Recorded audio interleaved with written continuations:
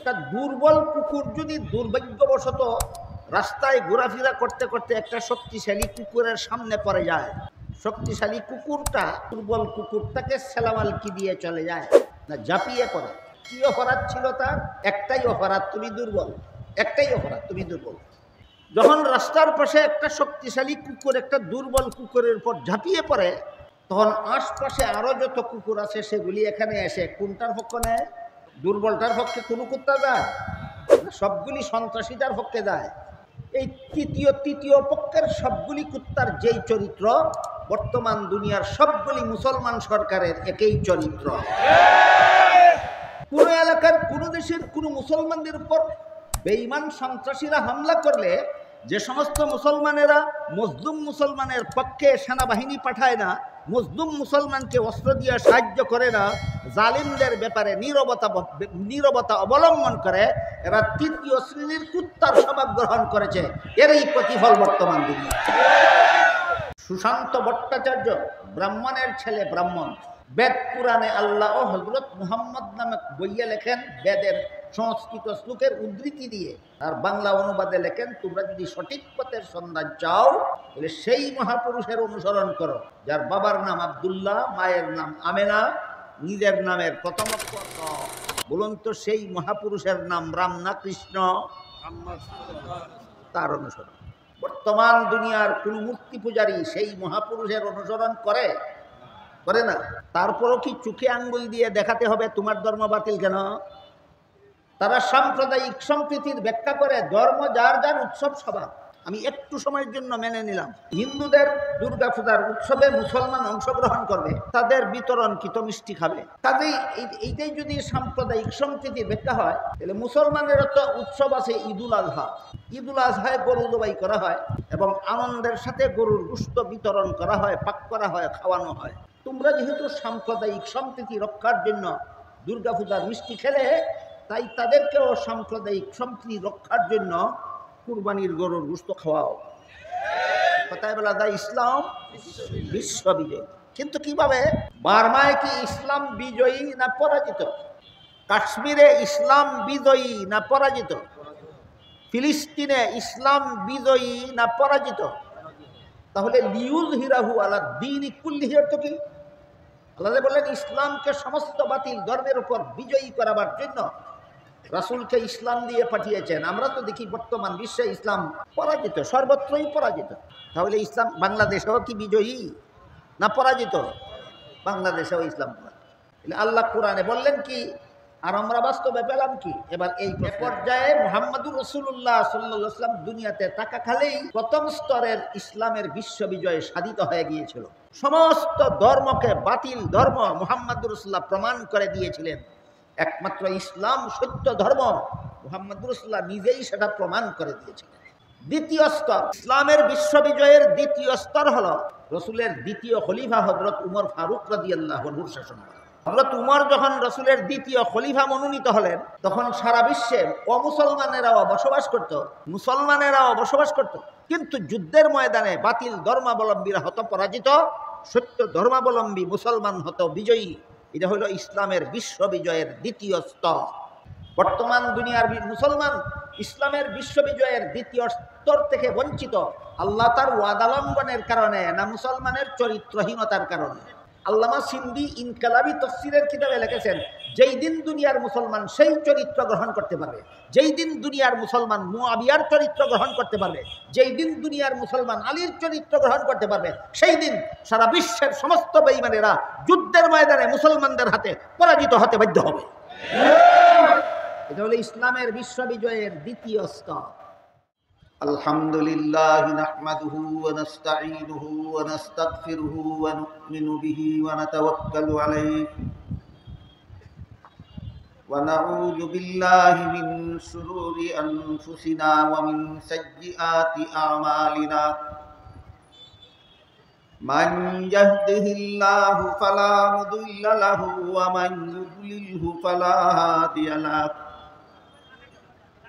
ونشهد أن لا إله إلا الله وحده لا شريك له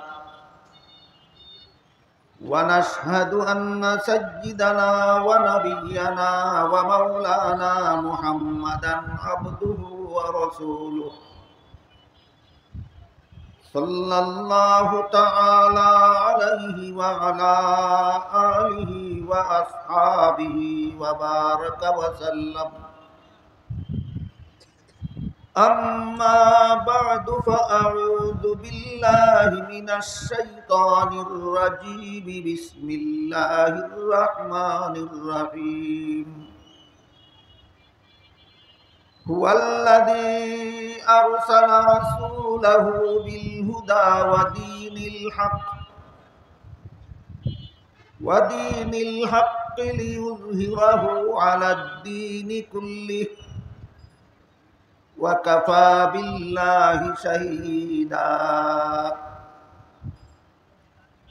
محمد رسول الله والذين معه أشداء على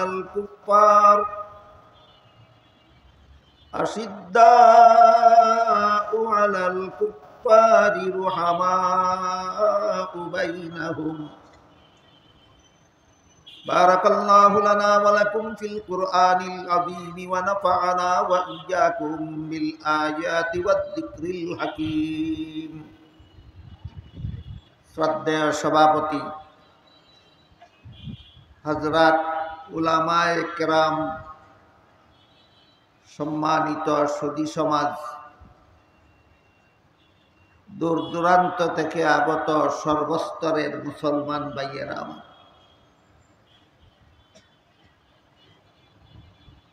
পবিত্র কোরআনের সূরাতুল ফাতহের শেষের দিক থেকে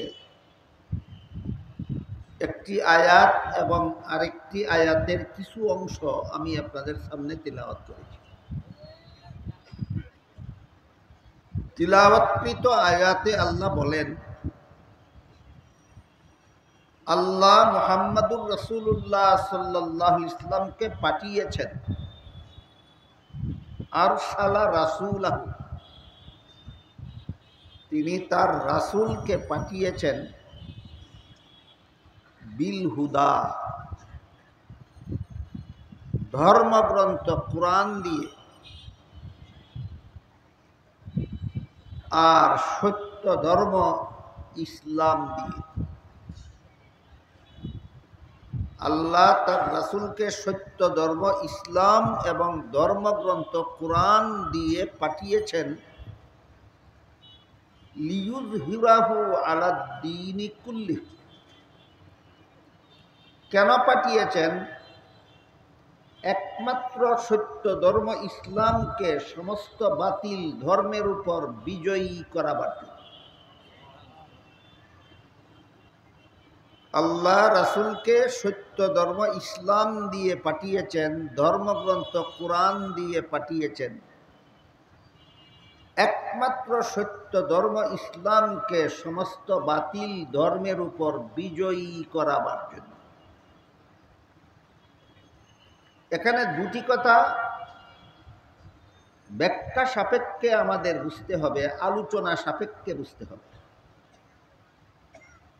একটি হলো, তাহলে কি একমাত্র ইসলাম ধর্ম সত্য আর বাকি সবগুলি ধর্ম বাতিল? এটা হলো একটি বিষয়। আরেকটি বিষয় হলো, তাহলে একমাত্র সত্য ধর্ম ইসলাম, বাতিল ধর্মগুলির উপর বিজয়ী হওয়ার রূপরেখাটা কি? বাস এই দুটি কথাই আজকে আমি আপনাদের সামনে তুলে ধরতে চাই। প্রথম বিষয়টা হলো, একমাত্র ইসলাম ধর্ম সত্য আর বাকি সবগুলি ধর্ম বাতিল।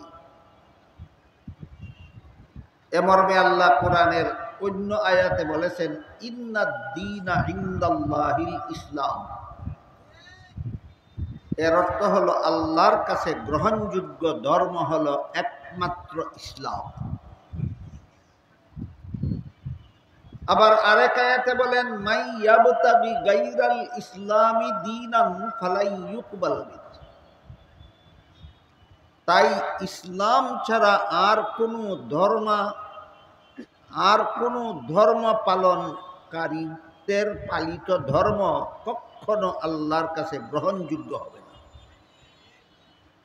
দুইটা কথা পরিষ্কার হয়ে গেল, একমাত্র ইসলাম আল্লাহর কাছে গ্রহণযোগ্য ধর্ম, এছাড়া আর কোনো ধর্মই আল্লাহর কাছে গ্রহণযোগ্য নয়। কোরআনের এই সুস্পষ্ট ঘোষণাকে কৌশলে ধামা চাপা দেওয়ার জন্য বিগত কয়েক বছর যাবৎ একটা চক্রান্তমূলক কথা প্রচার করা হচ্ছে, সেটা হলো ইসলাম শ্রেষ্ঠ ধর্ম। বলা হয় ইসলাম শ্রেষ্ঠ ধর্ম। আমি আপনাদের জিজ্ঞাসা করি, এই মঞ্চে অনেক আলেম ওলামা বসা আছে, এর মধ্যে একজনকে যদি শ্রেষ্ঠ আলেম বলা হয়, এর দ্বারা কি অন্যদের আলেম হওয়া অস্বীকার হবে?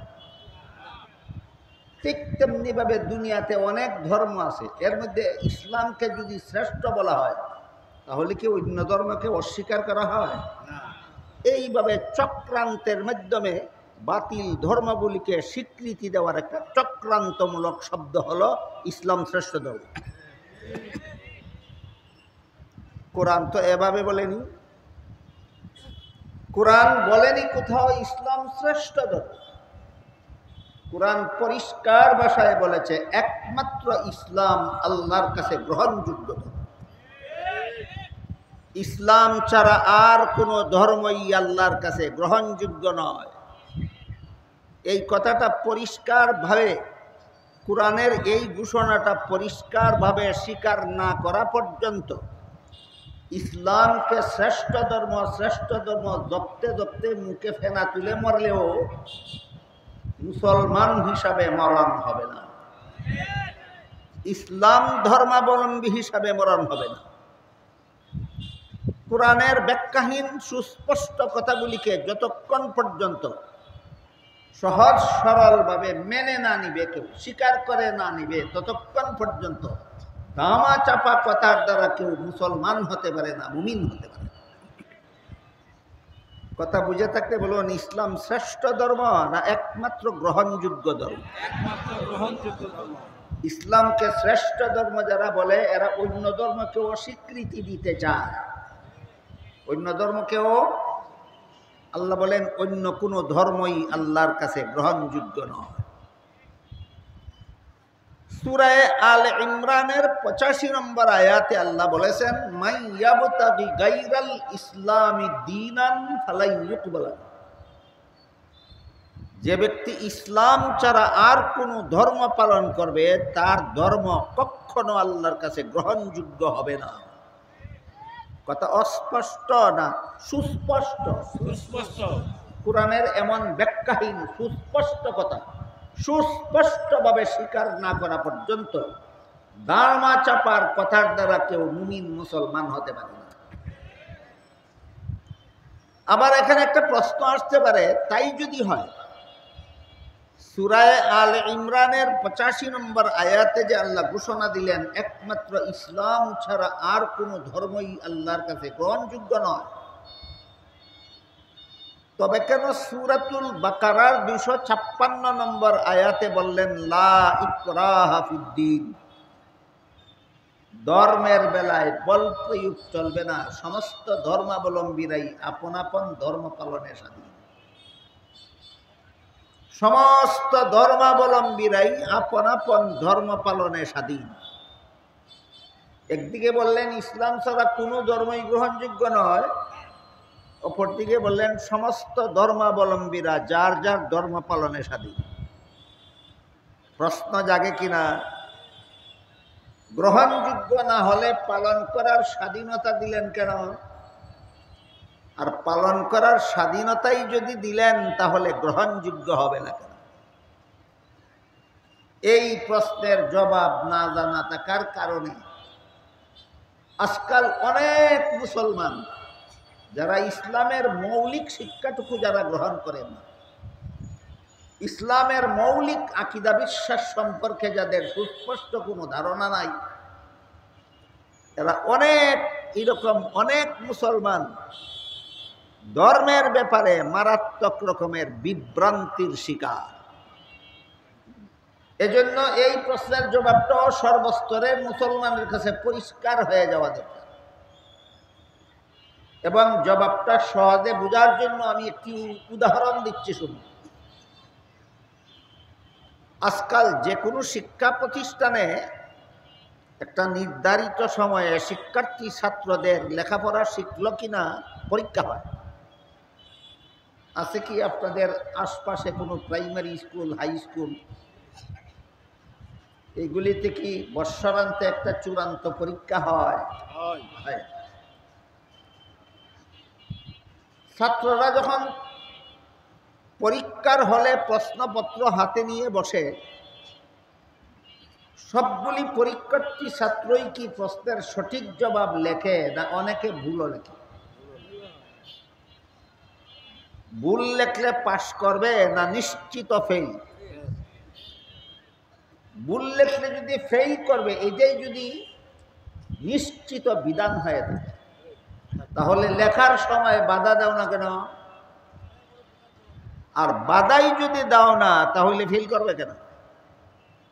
এই প্রশ্নের যেই জবাব, ইসলাম ছাড়া অন্য ধর্ম বাতিল হয়ে থাকলে বাধা দেব না কেন, আর বাধাই যদি দেব না তাহলে গ্রহণযোগ্য হবে না কেন, ওই প্রশ্নের সেই জবাব। উভয় ক্ষেত্রে প্রশ্নের জবাব একটাই, এবং সেটা হলো গ্রহণযোগ্যতার কারণে নয়। বাধা দেওয়া যাবে না গ্রহণযোগ্যতার কারণে নয়, বাধা দেওয়া যাবে না নিয়ম রক্ষার জন্য। পরীক্ষার হলে কোনো পরীক্ষার্থী ছাত্র প্রশ্নের জবাব ভুল লেখলে বাধা দেওয়া যাবে না গ্রহণযোগ্যতার কারণে না নিয়ম রক্ষার জন্য। ঠিক তেমনি ভাবে দুনিয়াতে ইসলাম ছাড়া আর কোনো বাতিল ধর্ম কেউ পালন করলে তার ধর্ম পালনে বাধা দেওয়া যাবে না গ্রহণযোগ্যতার কারণে না নিয়ম রক্ষার জন্য। এই সুযোগে যদি কোনো পরীক্ষার্থী ছাত্র প্রশ্নের জবাব ইচ্ছা মতো ভুল লেখে, তাহলে যেভাবে তার কপালে গুড়ার ডিম ছাড়া আর কিছু নাই, তেমনি ভাবে এই সুযোগে যদি কেউ দুনিয়াতে ইসলাম ছাড়া আর কোনো ধর্ম পালন করে, পরকালে তার কপালেও জাহান্নাম ছাড়া আর কিছু নেই। এবার বলুন, এতক্ষণের কথা যারা শুনেছেন, বুঝেছেন, তারা কি আজকে এই মহাসমাবেশ থেকে কি শিক্ষা নিয়ে যাব? ইসলাম শ্রেষ্ঠ ধর্ম না, একমাত্র গ্রহণযোগ্য ধর্ম। ইসলাম একমাত্র গ্রহণযোগ্য, বাকি সমস্ত ধর্ম বাতিল। বাধা দেওয়া যাবে না কেন? গ্রহণযোগ্যতার কারণে না নিয়ম রক্ষার জন্য? নিয়ম রক্ষা। বর্তমান দুনিয়াতে যত বাতিল ধর্ম চালু আছে, এর মধ্যে উল্লেখযোগ্য, প্রসিদ্ধ, শ্রেষ্ঠ দুইটা বাতিল ধর্ম আছে। একটা হলো খ্রিস্টানদের খ্রিস্ট ধর্ম, আর একটা হলো ইহুদিদের ইহুদি ধর্ম। বাতিল ধর্মগুলির মধ্যে শ্রেষ্ঠ বাতিল ধর্ম দুইটা, একটা খ্রিস্টানদের ধর্ম, একটা ইহুদি ধর্ম। কেন বাতিল? এমন প্রশ্ন এই কথা শোনা মাত্র অনেকের মনেই জাগে। আল্লাহ কেন কোরআনে একমাত্র ইসলামকে সত্য ধর্ম বলে ঘোষণা দিলেন, অন্য সকল ধর্মকে বাতিল বলে কেন ঘোষণা দিলেন? এই কেনর জবাব যদি সামান্যতম কারো বুঝার শখ থাকে, আগ্রহ থাকে, তাহলে আমি তাকে দাওয়াত দেব একজন খ্রিস্ট ধর্মাবলম্বী বিজ্ঞানী। এক সময় তিনি খ্রিস্ট ধর্মাবলম্বী ছিলেন, পরবর্তীতে তিনি কিভাবে ইসলাম গ্রহণ করলেন, কেন ইসলাম গ্রহণ করলেন, তার লিখিত একটা বইয়ের নাম আছে দি Bible and the Quran and the science. এর বাংলা অনুবাদ প্রকাশিত হয়েছে। অনুদিত বাংলা গ্রন্থটির নাম বাইবেল, কোরআন ও বিজ্ঞান। এই বইটা পরে দেখতে পারেন। ইহুদি ধর্ম কেন বাতিল, খ্রিস্ট ধর্ম কেন বাতিল, মূর্তি পূজার ধর্ম কেন বাতিল, বৌদ্ধ ধর্ম কেন বাতিল। আমি শুধু একটু আবার দিচ্ছি আপনাদের। ইউরোপের একজন সেরা স্বাস্থ্যবিজ্ঞানী ছিলেন, তার নাম ছিল doctor Maurice Bucaille. Doctor Maurice Bucaille ধর্মবিশ্বাসে খ্রিস্টান ছিলেন এবং ইসলাম বিদ্বেষী ছিলেন। ইসলামের দুষ খুঁজে বেড়াতেন, ইসলাম ধর্মকে ভ্রান্ত ধর্ম বলে প্রচার করার জন্য চেষ্টা সাধনা চালাতেন। এক সময় তিনি ভাবলেন, ইসলামের ধর্মগ্রন্থ কোরআন, এই কোরআনে যদি ভুল খুঁজে বের করা যায় তাহলে গোটা ইসলাম ধর্মকে ভ্রান্ত বলে প্রমাণ করা যাবে। এই কুচিন্তার তাড়নায় তিনি কোরআন শিখতে আসলেন। কোরআন শিখতে এসে দেখতে পেলেন আরবি ভাষায় পারদর্শিতা অর্জন করা ছাড়া কোরআন শিক্ষার বিকল্প কোনো পথ নাই। আজকাল আমাদের অনেক শিক্ষিত মুসলমানেরাও এই কথাটা বুঝে না। আরবি ভাষায় পারদর্শিতা অর্জন করা ছাড়া কোরআন শিক্ষার বিকল্প কোনো পথ নাই। তাই তিনি সৌদি সরকারের সহযোগিতায় আগে আরবি ভাষা শিখলেন, আরবি ভাষায় পারদর্শিতা অর্জন করলেন, তারপর শুরু থেকে শেষ পর্যন্ত কোরআন শিখলেন, কিন্তু কোনো ভুল খুঁজে পেলেন না। তার তো উদ্দেশ্য হলো কোরআনে কোনো ভুল বের করা। কোরআনে ভুল সাব্যস্ত হলে ইসলাম ধর্মটাকে ভুল ধর্ম বলে প্রচার করে দেওয়া যায়। কোরআন শিখে, কোরআন পড়ে, কোরআনে কোনো ভুল খুঁজে না পাওয়ার পর তিনি জানতে পারলেন তাসকন্দের জাদুঘরে আজ থেকে প্রায় ১৫০০ বছর আগে হযরত উসমান রাদিয়াল্লাহু আনহুর হাতের লেখা কোরআনের পাণ্ডুলিপি বিদ্যমান। তাসকন্দের জাদুঘরে হযরত উসমানের হাতের লেখা কোরআনের এডিশন, কোরআনের পাণ্ডুলিপি বিদ্যমান। তিনি ভাবলেন ১৫০০ বছর পূর্বেকার হাতের লেখা কোরআনের সাথে আধুনিক যুগের প্রেসে চাপা কোরআন মিলালে অবশ্যই যথেষ্ট পরিমাণ ভুল বের হবে। তাই তিনি প্রেসের আধুনিক ছাপা কোরআনের এডিশন নিয়ে তাসকন্দের জাদুঘরে সংরক্ষিত হযরত উসমানের লেখা হাতের লেখা কোরআনের সাথে মিলিয়ে দেখলেন কোনো বাক্যে কোনো গরমিল নাই, কোনো শব্দে কোনো গরমিল নাই, কোনো অক্ষরে কোনো গরমিল নাই, কোনো নুক্তায় কোনো গরমিল নাই, কোনো জের জবরে কোনো গরমিল নেই। এই অবস্থা দেখে তিনি নিজেই, যিনি এসেছিলেন ইসলামকে ভুল প্রমাণ করার জন্য, তিনি নিজেই কলেমা পড়ে মুসলমান হয়ে গেলেন। মুসলমান হওয়ার পরে তিনি ইসলাম এবং খ্রিস্ট ধর্মের মধ্যকার তুলনামূলক বিশ্লেষণ করে একটা মহামূল্যবান গ্রন্থ রচনা করলেন, বিশেষ বিরাট কলেবরের গ্রন্থ। সেই গ্রন্থটার নাম হইল দি Bible and the Quran and the science. এর বাংলা অনুবাদ প্রকাশিত হয়েছে, অনুদিত বাংলা গ্রন্থের নাম বাইবেল, কোরআন ও বিজ্ঞান। এই গ্রন্থে ভদ্রলোক আধুনিক বিজ্ঞানের চুল ছেঁড়া ব্যাখ্যা বিশ্লেষণের মাধ্যমে প্রমাণ করেছেন একমাত্র কোরআন সত্য ধর্মগ্রন্থ, বাইবেল সত্য ধর্মগ্রন্থ নয়, বাইবেল বিকৃত ধর্মগ্রন্থ।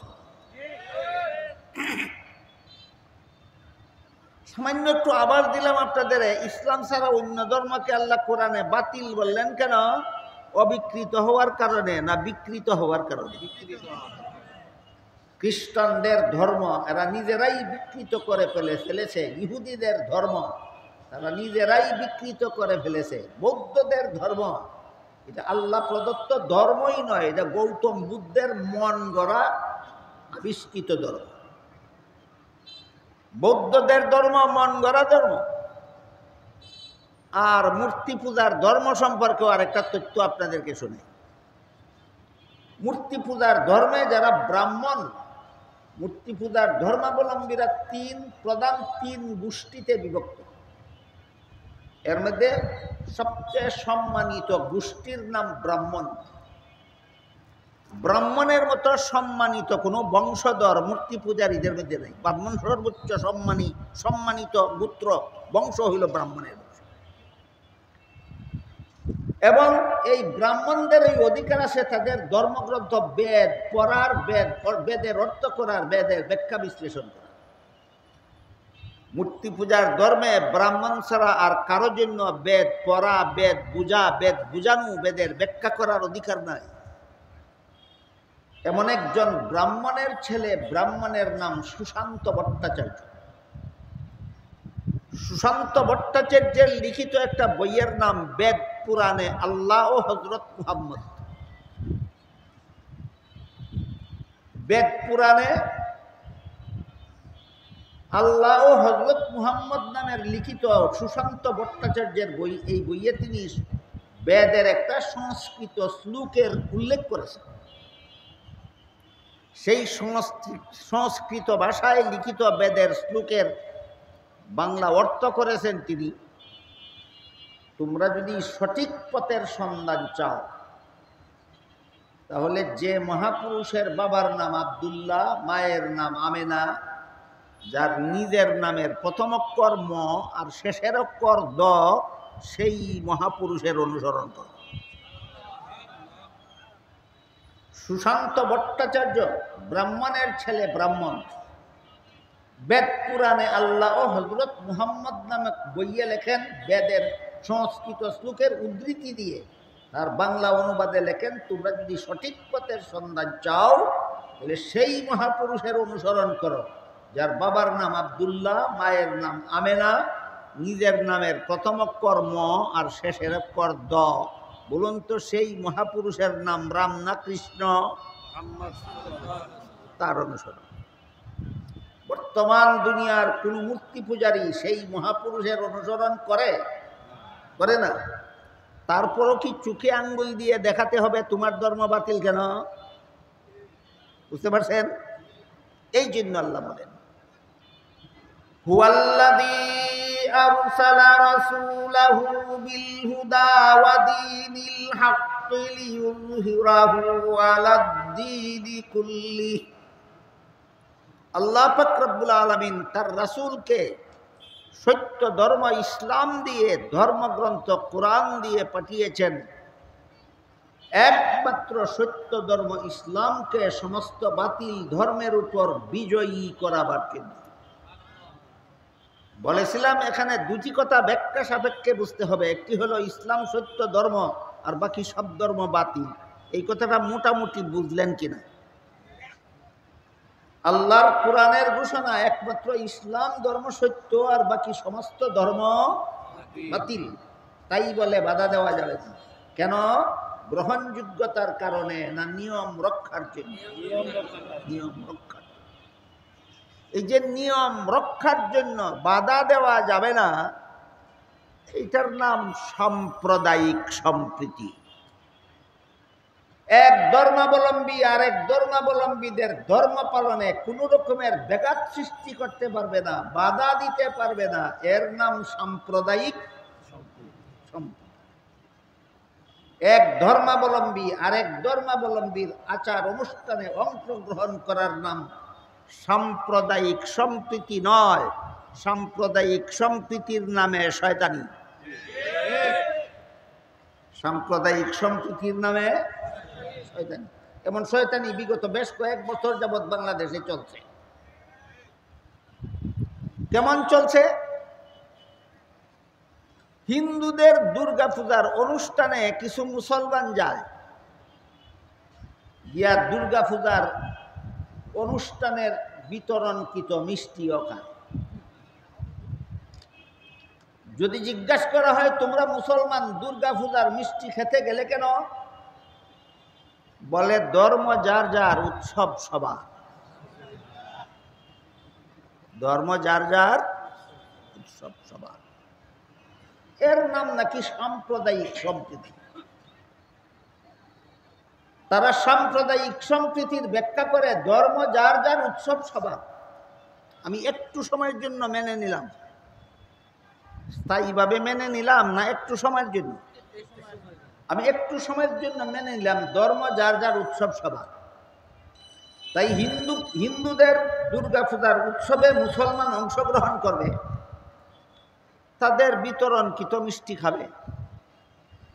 কাজেই এইটাই যদি সাম্প্রদায়িক সম্প্রীতি ব্যাখ্যা হয়, তাহলে মুসলমানের একটা উৎসব আছে ঈদুল আজহা। ঈদুল আজহায় গরু জবাই করা হয় এবং আনন্দের সাথে গরুর গোশত বিতরণ করা হয়, পাক করা হয়, খাওয়ানো হয়। তোমরা যেহেতু সাম্প্রদায়িক সম্প্রীতি রক্ষার জন্য দুর্গাপূজার মিষ্টি খেলে, তাই তাদেরকেও সাম্প্রদায়িক সম্প্রীতি রক্ষার জন্য কুরবানির গরুর গোশত খাওয়াও। নাকি সাম্প্রদায়িক সম্প্রীতি একতরফা হয় না উভয় পক্ষে হওয়া দরকার?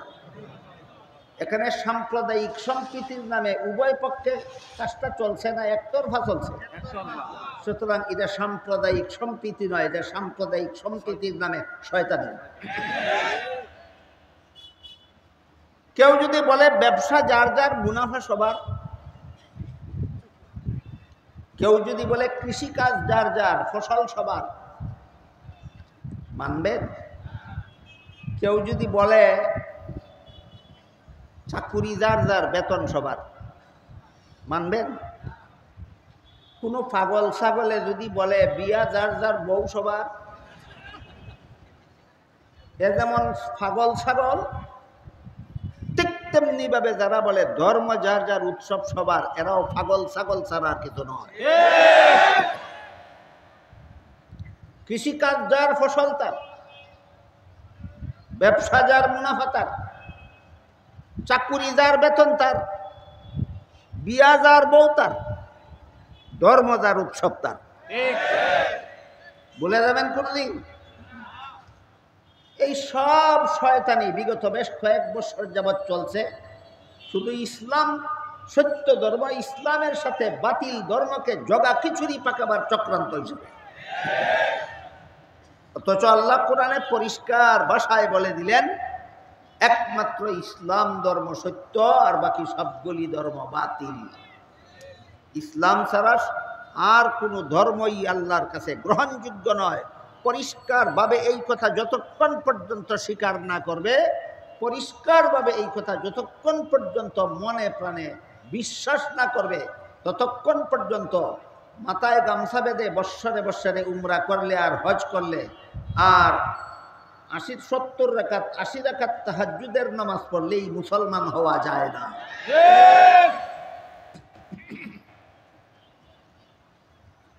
কুরআনে আল্লাহ যা কিছু বলেছেন সবগুলি সঠিক বলেছেন। বিশ্বাস করার নাম ঈমান। এই কথাটাও আমরা অনেকে জানি না।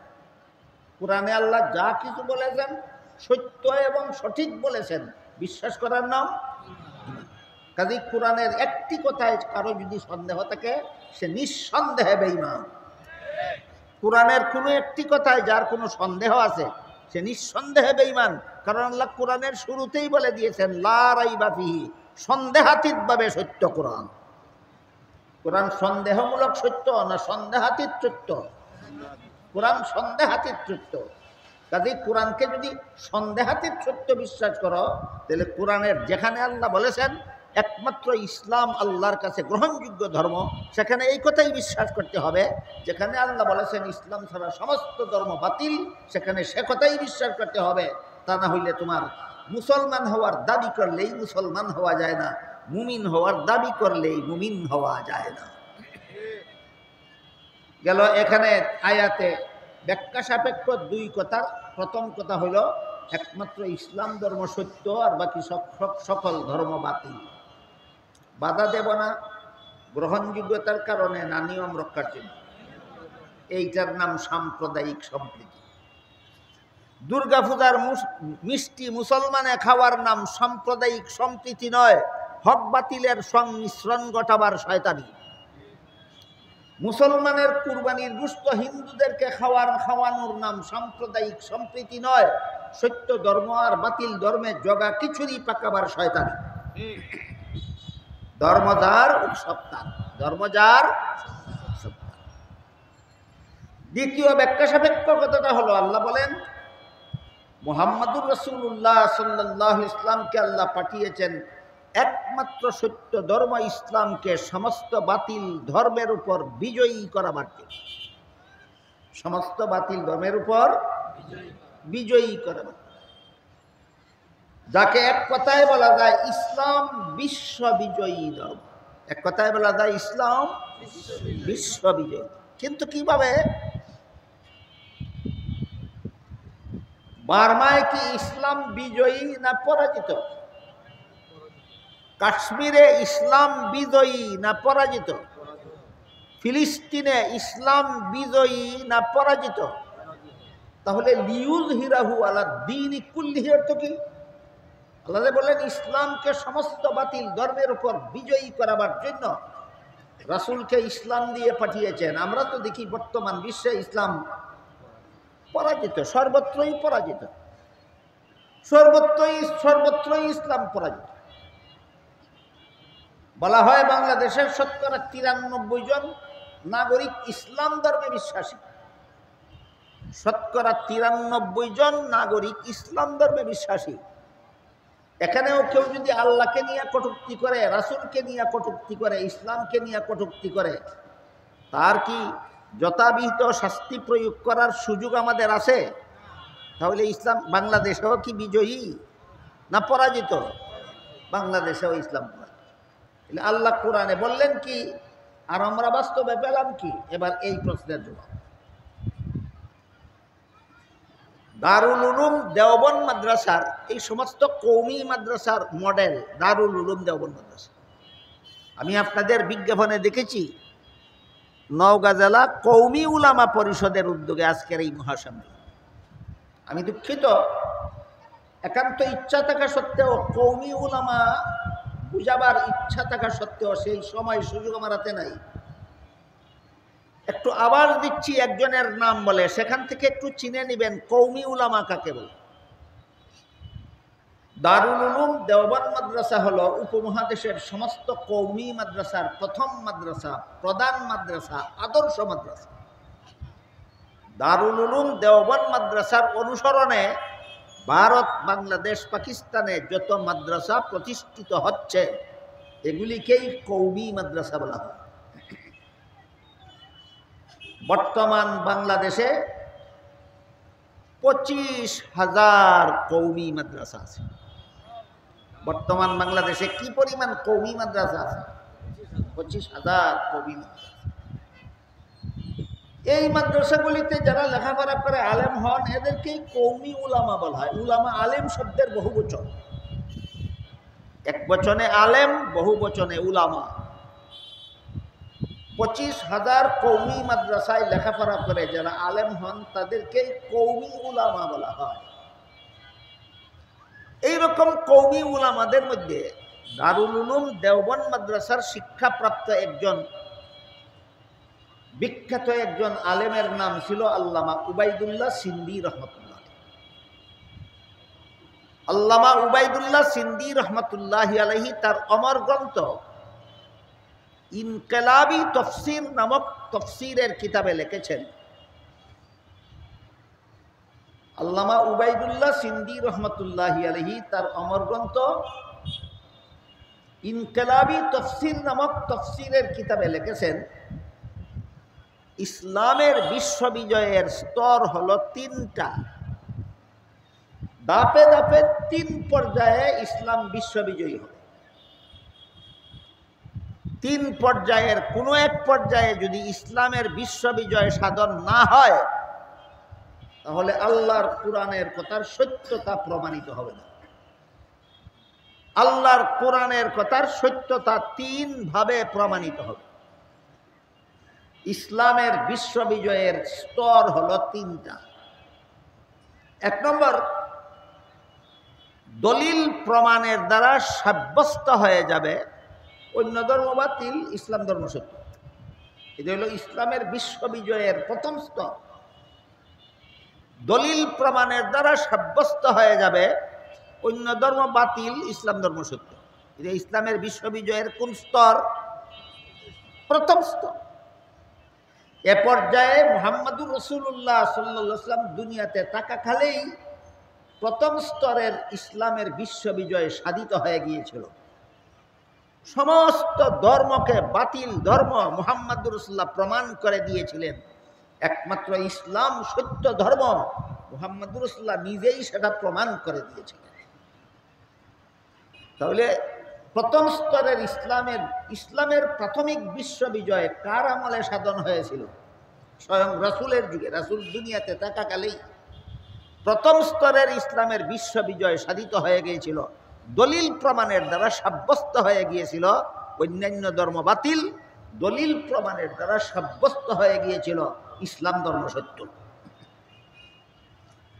দ্বিতীয় স্তর, ইসলামের বিশ্ববিজয়ের দ্বিতীয় স্তর হল দুনিয়াতে মুসলমানেরাও বসবাস করবে, ইসলাম ধর্মাবলম্বীরাও বসবাস করবে, বাতিল ধর্মাবলম্বীরাও বসবাস করবে। কিন্তু যুদ্ধের ময়দানে বাতিল ধর্মাবলম্বীরা হবে পরাজিত, সত্য ধর্ম ইসলামের অনুসারীরা হবে বিজয়ী।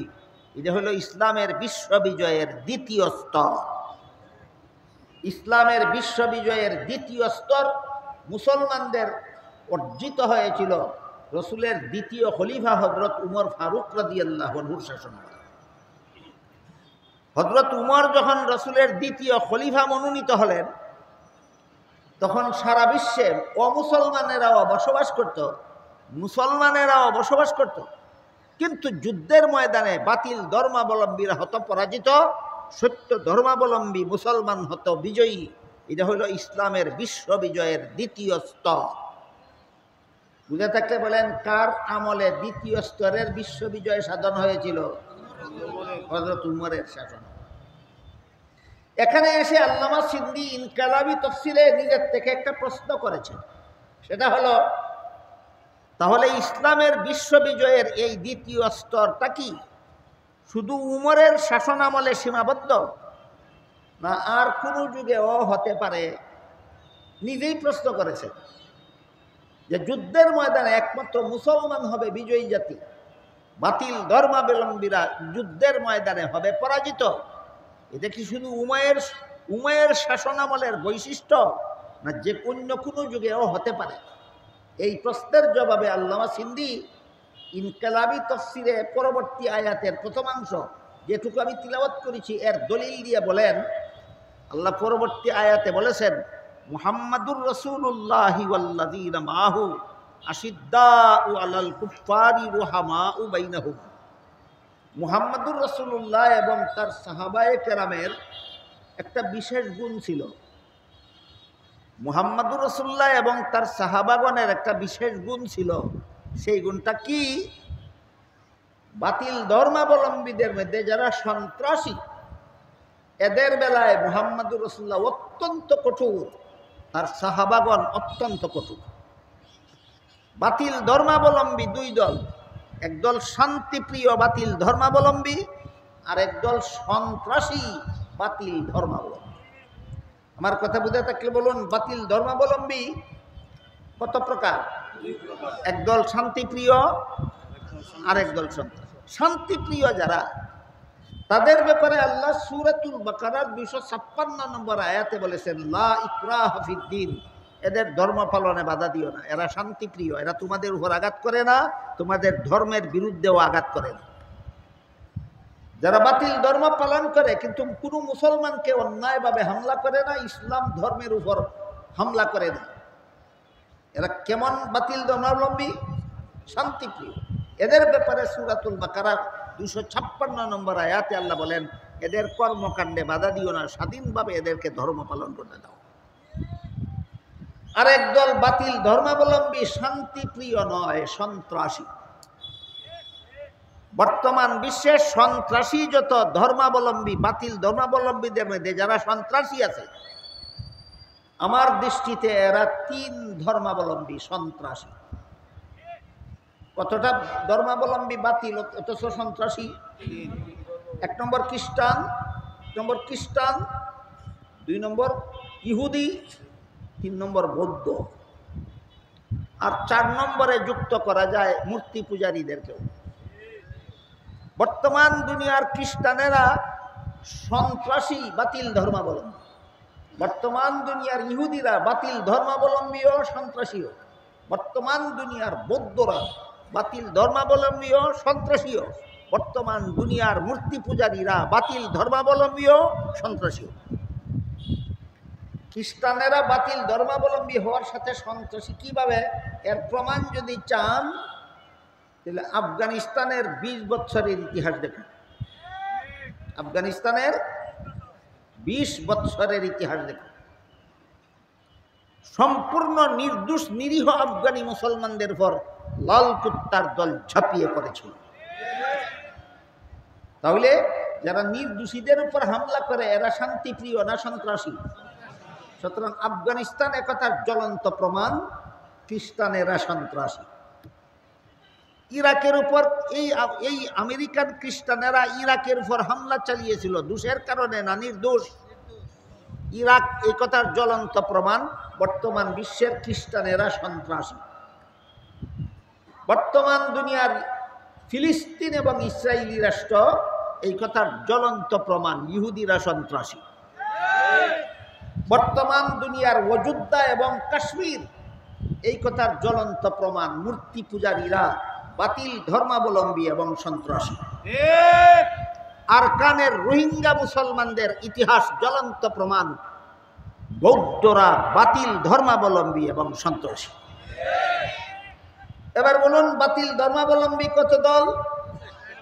3 দল। বাতিল ধর্মাবলম্বী 2 দল, শান্তিপ্রিয় এবং সন্ত্রাসী। শান্তিপ্রিয় এবং সন্ত্রাসী।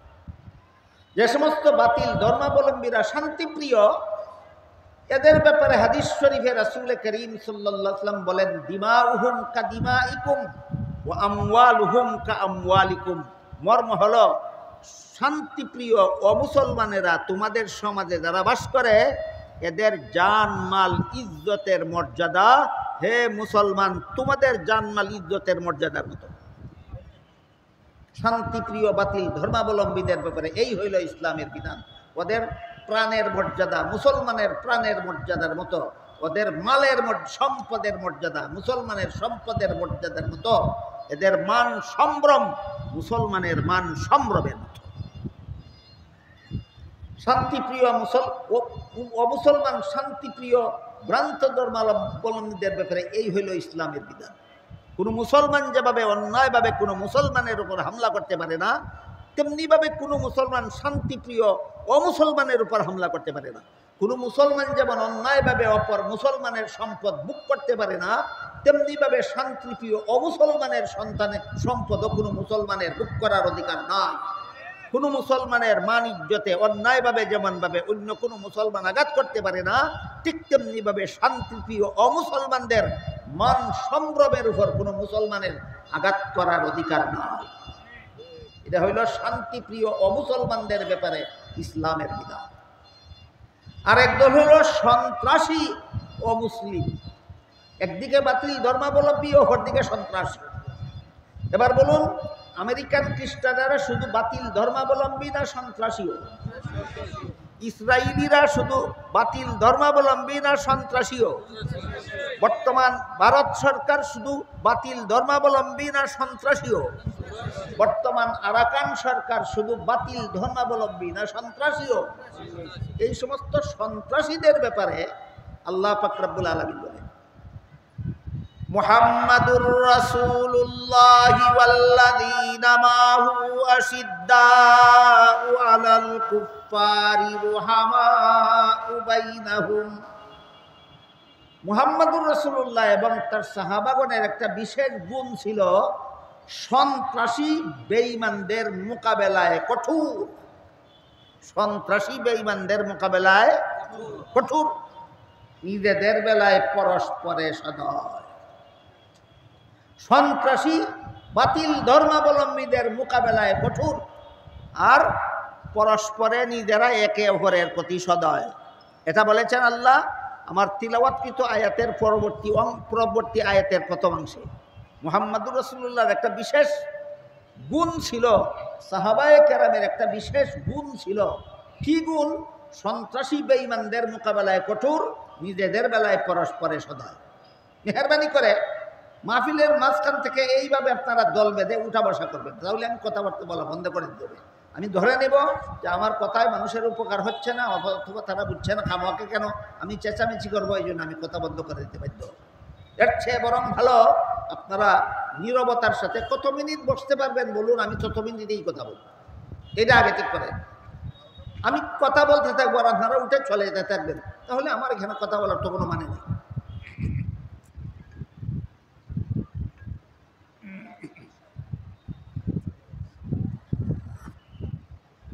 আল্লামা সিন্দি ইনকালাবি তফসিরে লিখেছেন, যে কোনো যুগের মুসলমান এই দুই গুণে গুণী হবে, সন্ত্রাসী বেঈমানদের বেলায় কঠোর আর পরস্পরে সদয়। এই গুণ যেই যুগের মুসলমানেরাই অর্জন করতে পারবে, সেই যুগের মুসলমানেরাই যুদ্ধের ময়দানে হবে বিশ্ববিজয়ী জাতি। কত গুণ? দুই গুণ। একটা হলো সন্ত্রাসী বেঈমানদের মোকাবেলায় কঠোর, একটা হলো নিজেদের বেলায় পরস্পরে সদয়। এই চরিত্র যে যুগের মুসলমানেরাই অর্জন করতে পারবে, সেই যুগের মুসলমানরাই যুদ্ধের ময়দানে হবে বিজয়ী, আর বাতিল ধর্মাবলম্বীরা হবে পরাজিত। দেখেন তো, আল্লামা সিন্দির ইনকালাবি তফসিরের এই বিবরণটা বর্তমানের ফিলিস্তিনের বেলায় খাপ খায় কিনা? ফিলিস্তিনের মজলুম মুসলমানদেরকে ইসরায়েলি ইহুদি সন্ত্রাসীরা সন্ত্রাসী হামলা চালাচ্ছে। সারা দুনিয়ার সমস্ত মুসলমান দেশের সরকারেরা নীরব তামসা দেখে। এটার নাম সন্ত্রাসী। বাতিল ধর্মাবলম্বীদের মোকাবেলায় কঠোর না বাতিলদের বেলায় সদয়? মজলুম ফিলিস্তিনিদের বেলায় সদয় না কঠোর? এই চরিত্র কোনো মুসলমানের চরিত্র হবে দূরের কথা, যে কুকুরের চেয়ে নিকৃষ্টতম চরিত্র। এমন নিকৃষ্ট চরিত্রের মুসলমানদের জন্য আল্লাহ বলেননি তোমরা বিশ্ববিজয়ী হবে। বিশ্ববিজয়ী মুসলমান হতে গেলে দুইটা গুণ অর্জন করতে হবে, একটা হলো সন্ত্রাসীদের মোকাবেলায় কঠোর হতে হবে, আর একটা হলো নিজেদের বেলায় সদয় হতে হবে। বুঝে থাকলে এবার বলুন তো, ফিলিস্তিনি মুসলমানেরা ইসরায়েলি ইহুদিদের মোকাবেলায় যুদ্ধে বিজয়ী হতে পারছে? পারে না। কেন? বর্তমান দুনিয়ার মুসলমানেরা এই দুই মহান চরিত্র থেকে বঞ্চিত। দুই মহান চরিত্র থেকে বঞ্চিত। এক দুইটা উদাহরণ দিচ্ছি শুনুন। 2001 সালের 11 সেপ্টেম্বর যখন পরিকল্পিতভাবে আমেরিকার টুইন টাওয়ার ধ্বংস করা হয়, তখন আফগানের তখনকার প্রেসিডেন্ট বুশ, আমেরিকার তখনকার প্রেসিডেন্ট বুশ এই টুইন টাওয়ার ধ্বংসের জন্য আফগান সরকারকে, আফগানি মুসলমানদেরকে গায়ের জোরে দায়ী করল। সত্যই কি আফগানি মুসলমানদের কোনো সম্পর্ক ছিল তার সাথে? মোটেও না, কিন্তু দায়ী করলো গায়ের জোরে। তাই তোমরা আমাদের দেশের টুইন টাওয়ার ধ্বংস করেছ, তোমাদের উপর হামলা করব হুমকি দিয়ে। তখনকার পাকিস্তান সরকারকে বলেছিল, আমরা আমেরিকান সেনাবাহিনীরা আফগানি মুসলমানদের উপর হামলা করব, পাকিস্তানের জলপথ আমরা ব্যবহার করতে চাই, পাকিস্তানের স্থলপথ আমরা ব্যবহার করতে চাই, পাকিস্তানের আকাশপথ আমরা ব্যবহার করতে চাই, সুযোগ দাও। পাকিস্তান সরকার বিশ্ব সন্ত্রাসী আমেরিকাকে বলে দিয়েছিল, পাকিস্তানের জলপথ ব্যবহার করো, পাকিস্তানের স্থলপথ ব্যবহার করো, পাকিস্তানের আকাশপথ ব্যবহার করো, আফগানি মুসলমানদেরকে ইচ্ছা মতো মারো, আমরা তোমাদের পক্ষে আছি। এই চরিত্রের মুসলমানেরাই আল্লাহ বলেছেন বিশ্ববিজয়ী, না সারা বিশ্বের বাতিল ধর্মাবলম্বীদের কাছে লাঞ্ছিত। আমি কি আপনাদেরকে বুঝাতে পারলাম? বর্তমান দুনিয়ার প্রায় 250 কোটি মুসলমান সন্ত্রাসী ইহুদি খ্রিস্টান, সন্ত্রাসী বৌদ্ধ হিন্দুদের কাছে লাঞ্ছিত কেন? তোমাদের এই নিকৃষ্টতম চরিত্রের কারণে। কোন কারণে? নিকৃষ্টতম চরিত্রের কারণে। খুব তুচ্ছ একটি উদাহরণ দিচ্ছি আপনাদেরকে, বিষয়টি সহজে বুঝাবার। আপনারা গভীরভাবে লক্ষ্য করলে দেখতে পাবেন, রাস্তায় যে কুকুর ঘোরাফেরা করে, একটা দুর্বল কুকুর যদি দুর্ভাগ্যবশত রাস্তায় ঘোরাফেরা করতে করতে একটা শক্তিশালী কুকুরের সামনে পড়ে যায়, শক্তিশালী কুকুরটা দুর্বল কুকুরটাকে সেলামালকি দিয়ে চলে যায় না ঝাঁপিয়ে পড়ে? কি অপরাধ ছিল তার? একটাই অপরাধ, তুমি দুর্বল। একটাই অপরাধ, তুমি দুর্বল। যখন রাস্তার পাশে একটা শক্তিশালী কুকুর একটা দুর্বল কুকুরের উপর ঝাঁপিয়ে পড়ে, তখন আশপাশে আরো যত কুকুর আছে সেগুলি এখানে এসে কোনটার পক্ষ নেয়? দুর্বলটার পক্ষে কোনো কুত্তা যায় না, সবগুলি সন্ত্রাসীটার পক্ষে যায়। এই তৃতীয় পক্ষের সবগুলি কুত্তার যেই চরিত্র, বর্তমান দুনিয়ার সবগুলি মুসলমান সরকারের একই চরিত্র।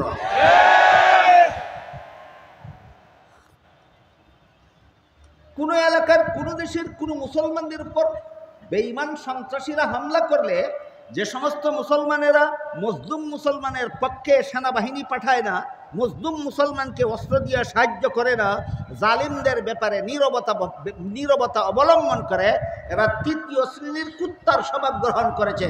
এরই প্রতিফল বর্তমান দুনিয়া।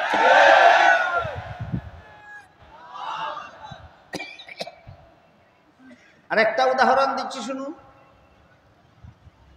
খুলাফায়ে রাশিদিনের যুগে একটা কুখ্যাত মুনাফিক ছিল, তার নাম ছিল আব্দুল্লাহ ইবনে সাবা।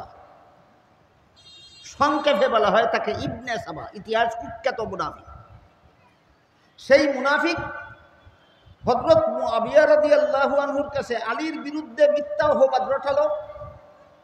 আলীর বিরুদ্ধে মুআবিয়ার ব্যাপারে মুআবিয়ার কাছে আলীর বিরুদ্ধে মিথ্যা অপবাদ রটালো, আলীর কাছে মুআবিয়ার বিরুদ্ধে মিথ্যা অপবাদ রটালো। এই অপবাদ রটাবার একটা কার্যত অপকৌশল ছিল এই, হযরত আলী এবং হযরত মুআবিয়া উভয় ছিলেন সরল, উভয় ছিলেন মুহাম্মদুর রাসূলুল্লাহর সাহাবী।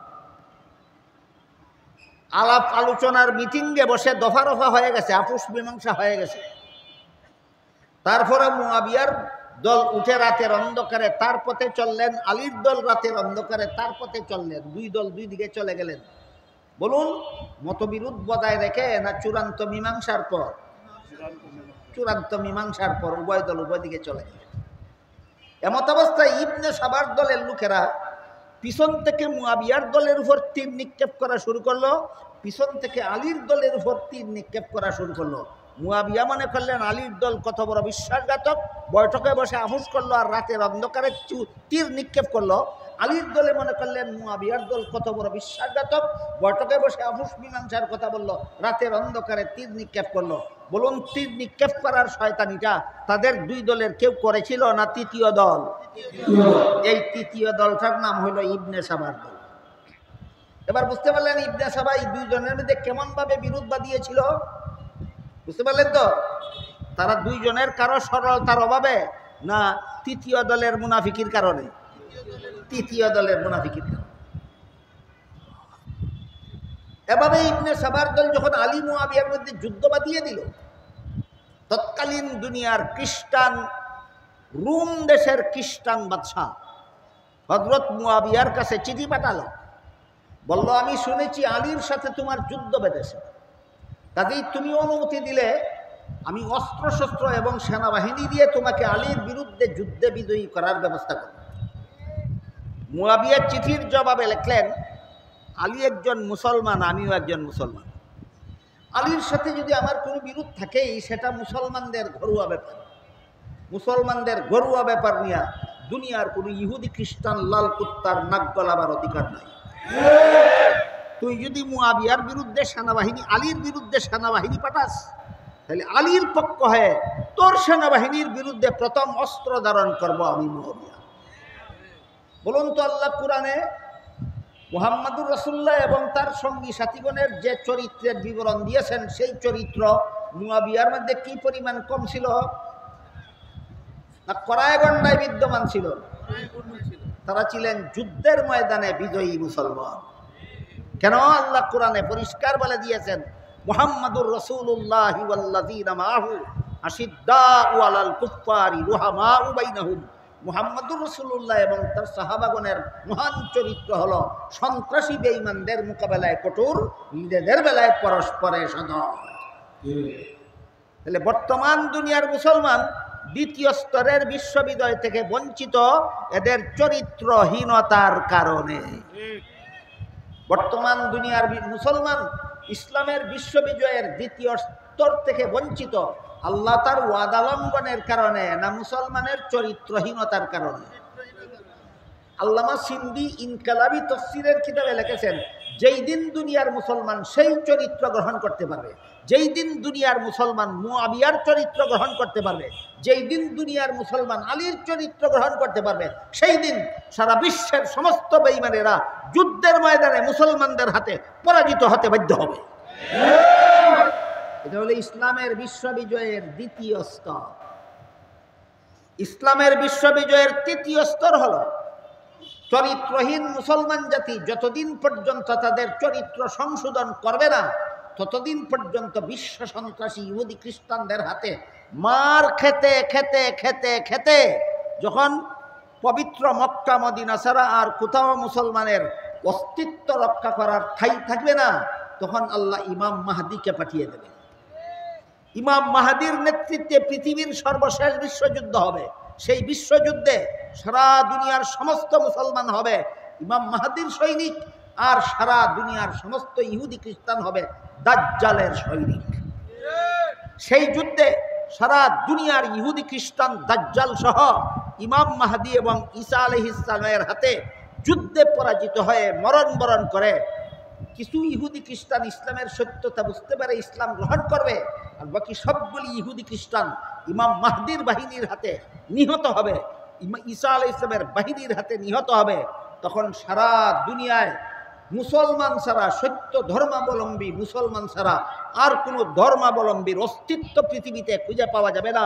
সেটা হলো ইসলামের বিশ্ববিজয়ের তৃতীয় স্তর। আল্লাহর কসম, যতদিন পর্যন্ত তৃতীয় স্তরে ইসলামের বিশ্ববিজয় সাধিত হবে না, ততদিন পর্যন্ত দুনিয়া কিয়ামত হবে না। এই তিন প্রকার ব্যাখ্যা সাপেক্ষে আল্লাহ বলেছেন, লিয়ুযহিরাহু আলাদ-দীনি কুল্লিহি। মুহাম্মদুর রাসূলুল্লাহকে আল্লাহ দুনিয়াতে সত্য ধর্ম ইসলাম দিয়ে, ইসলাম ধর্মগ্রন্থ কুরআন দিয়ে পাঠিয়েছেন। তিন পর্যায়ে ইসলামের বিশ্ববিজয় সাধনের জন্য একটা দলিল প্রমাণের দ্বারা ইসলামের সত্যতা প্রমাণিত হওয়া। এই পর্যায়ে মুহাম্মদুর রাসূলুল্লাহর যুগেই ইসলাম বিশ্ববিজয়ী ধর্ম প্রমাণিত হয়েছে। আরেকটা হলো যুদ্ধের ময়দানে মুসলমান বিজয়ী জাতিতে পরিণত হওয়া, খুলাফায়ে রাশিদিনের যুগে হয়েছে। আরেকটা হলো দুনিয়াতে মুসলমান ছাড়া কোনো বাতিল ধর্মাবলম্বী একটা মানুষের অস্তিত্ব দুনিয়াতে থাকবে না। এটা ইসলামের তৃতীয় স্তরের বিশ্ববিজয় ইমাম মাহদির আগমনের পরে সাধিত হবে। ব্যাখ্যা বুঝে থাকলে বলুন তো, ইসলাম পরাজিত ধর্ম না বিশ্ববিজয়ী ধর্ম? একই পর্যায়ে বিশ্ববিজয় প্রমাণিত হবে না দাপে দাপে? প্রথম দাফে নবীর যুগেই হয়েছিল, দ্বিতীয় দাফে খুলাফায়ে রাশিদিনের যুগে হয়েছিল। কিয়ামত ইমাম মাহদির আগে যে কোনো সময়ের দুনিয়ার মুসলমান হযরত মুআবিয়ার চরিত্রে চরিত্রবান হতে পারবে, হযরত আলীর চরিত্রে চরিত্রবান হতে পারবে। সেই যুগের মুসলমানেরা যুদ্ধের ময়দানেও বিশ্ববিজয়ী জাতি হিসাবে পরিণত হবে। আর যদি কুকুরের স্বভাব নিয়েই মুসলমান গোলামীর জীবনযাপন করাকে বরণ করে নেয়, তাহলে বেঈমান কাফির সন্ত্রাসীদের হাতে মার খেয়ে মুসলমানের রক্তে পৃথিবীর মাটি লাল করা ছাড়া কোনো উপায় থাকবে না। এমত অবস্থায় ইমাম মাহদির আগমন হবে, তখন সমস্ত বাতিল ধর্মাবলম্বী নিহত হয়ে যাবে, জাহান্নামে চলে যাবে। দুনিয়াটা একমাত্র মুসলমানের জন্য ছেড়ে দিতে হবে। তখন ইসলাম ধর্মাবলম্বী ছাড়া কোনো ধর্মাবলম্বীর অস্তিত্ব দুনিয়াতে থাকবে না। এটা হবে ইসলামের তৃতীয় স্তরের বিশ্ববিজয়। আমরা কথায় কথায় ইমাম মাহদির আগমনের অপেক্ষায় থাকি, কিন্তু মুআবিয়ার চরিত্রটা গ্রহণ করতে রাজি না, আলীর চরিত্রটা গ্রহণ করতে রাজি না। মুহাম্মাদুর রাসূলুল্লাহি ওয়াল্লাযীনা মাআহু আশিদ্দাউ আলাল কুফফারি রুহামাউ বাইনাহুম, এই আয়াত নিজের জীবনে বাস্তবায়ন করতে রাজি না। সুতরাং বর্তমান বিপদগ্রস্ত মুসলমান সমাজের প্রতি তাকিয়ে যদি অন্তরে এই বিপদগ্রস্ত নির্যাতিত মজলুম মুসলমানদের প্রতি দয়া মায়া আসে, তাহলে সেই গুণ বর্তমান বিশ্বের 250 কোটি মুসলমানকে অর্জন করতে হবে। যেই গুণের কথা আল্লাহ কোরআনে বলেছেন, মুহাম্মাদুর রাসূলুল্লাহি ওয়াল্লাযীনা মাআহু আশিদ্দাউ আলাল কুফফার রুহামাউ বাইনাহুম। সন্ত্রাসী কাফেরদের মোকাবেলায় রুখে দাঁড়াও, সেনাবাহিনী দিয়ে, অস্ত্র দিয়ে, সম্পদ দিয়ে, চাঁদা কালেকশন দিয়ে, আর নিজেদের বেলায় পরস্পরে সদয় হয়ে যাও। আল্লাহ আমাদের সবাইকে তৌফিক দান করুন, আমিন। সুবহানা রাব্বিকা রাব্বিল ইজ্জাতি আম্মা ইয়াসিফুন ওয়া সালামুন আলাল মুরসালিন আলহামদুলিল্লাহি রাব্বিল আলামিন।